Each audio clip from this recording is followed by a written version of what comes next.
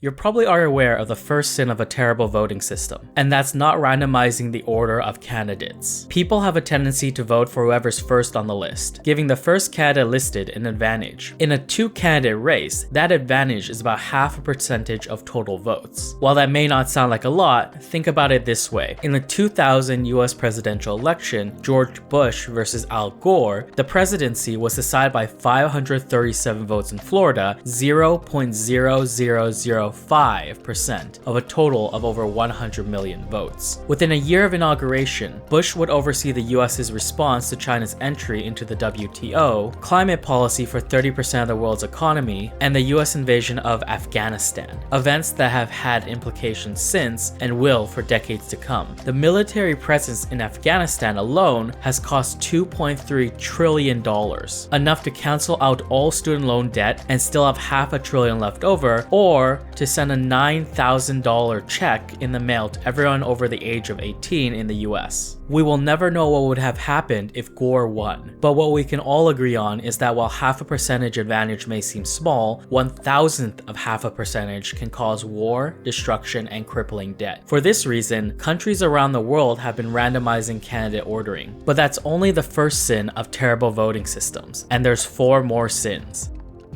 Sin 2, counting the non-voters. Say your government wanted to fund electric vehicle charging stations. They decide to send out a letter asking those who support the idea to mail back the letter after checking a box. They then count the letters they receive back, and if they receive back more than 50% of the letters they sent, they fund EV charging stations. Now, what if I forgot to send the letter back? Would it be fair to assume that I'm against funding EV charging? Is everyone who forgot against funding EV charging? To better demonstrate this point, imagine if there was an election between two candidates. Each candidate received 30% of the vote, and 40% of the people didn't show up to vote. Would it be fair for the government to take the 40% of people who didn't vote and just give it to either candidate or a third candidate of their choice? It wouldn't be fair. It's important then to only count those who vote and not the non-voters. Sin 3, not eliminating acquiescence bias. People have a tendency to answer yes. Should we build a new playground? Should we start grinding up our kids into Soylent Green? What if I just left the question blank? People have an intrinsic bias towards answering yes no matter the question. This is known as the acquiescence bias, and it's important because people designing ballots must choose whether change or no change is a yes or no. When people were asked in California whether to allow Uber and Lyft to classify drivers as contractors and not employees, change represented a yes and no change a no. Acquiescence bias favors yes. Something has to land on yes. Should they or should they not? One of them has to have an inherent advantage. The solution is to randomize. Send out half the ballots with yes as change and half with no as change. This also has an additional side effect of better political engagement. You won't get ads or people shouting something like vote yes to proposition 1, 2, 3 if yes and no are randomized. People can't do that and will have to explain what proposition 1, 2, 3 means because you can no longer mindlessly vote. Psychologists also use a similar strategy called the Likert scale. Say you're asked to evaluate this statement on a scale of 1 to 5. I think voting is important. 1 for strongly disagree, 5 for strongly agree. Somewhere else in the same survey of many questions is a question like, I think voting is not important. If the person filling out the survey simultaneously agrees or disagrees to both statements, we know that they don't care about answering honestly or aren't paying attention and throw out their results.